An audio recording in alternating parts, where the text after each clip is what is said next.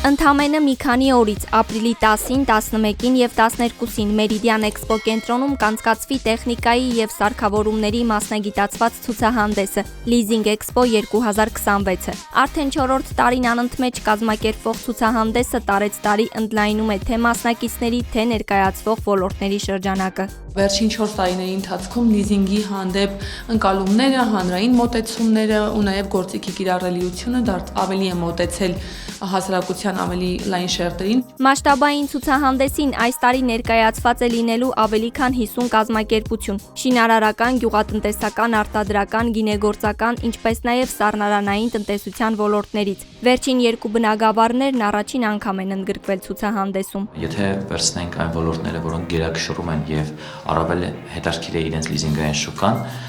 դա մեքենաների մասով կարող ենք խոսել եւ շինարարական տեխնիկաների, որոնք գերակշիռ մաս են կազմում։ Էքսպոին մասնակից լիզինգի մատակարարների քանակն այս տարի աճել է շուրջ 17%-ով։ Լիզինգատուների ասոցիացիայի նախագահի խոսքով Հայաստանում այս պահին գործում է լիզինգային 18 ֆինանսական կառույց, որոնցից 14-ը լիզինգատուների ասոցիացիայի անդամ են։ Բացի այս, աճել է նաև ցուցահանդեսի նկատմամբ միջազգային հետաքրքրությունը։ Այս տարի Leasing Expo-ին կմասնակցեն նաև հյուրեր Ղազախստանից, Ուզբեկստանից եւ Ռուսաստանից։ Բազմիցս ինձ այդ շփումներում նշել են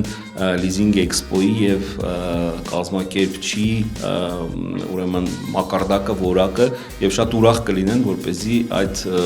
միջոցառման, այսպես ասեմ, պատճենը կարողանան տեսնել իրենց երկրում։ Ոլորտի ներկայացուցիչների խոսքով պետական աջակցության ծրագրերը հնարավորություն են տալիս բիզնեսին օգտվել մինչև 0-ից 4% ֆինանսավորումից ոչ միայն Երևանում, այլև մարզերում։ Լիզինգային պորտֆելն աճել է շուրջ 30%-ով, գործարքների քանակը 47%-ով։ 80% եւ ավել այսօրվա լիզինգային պորտֆելի դա պետական աջակցության ծրագրերի շնորհիվ է։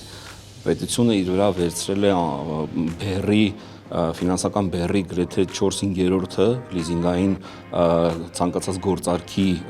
իրականացման ընթացքում։ Սրանից էլ բխում է Էքսպոյի այս տարվա կարգախոսը՝ 0-ից 4% ֆինանսավորում ստանալը հեշտ է։ Մենք այս կարգախոսով ցանկացել ենք ուշադրություն հրավիրել մեր բոլոր հնարավոր հաճախորդների, որ միայն Երևանում չի այս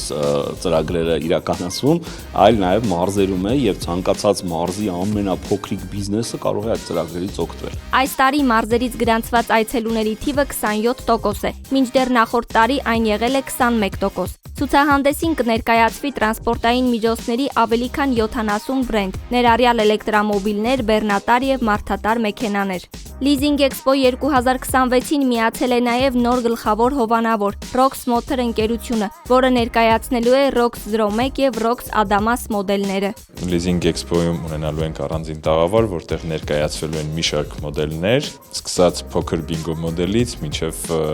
մարդատար, բեռնատար մոդելներ,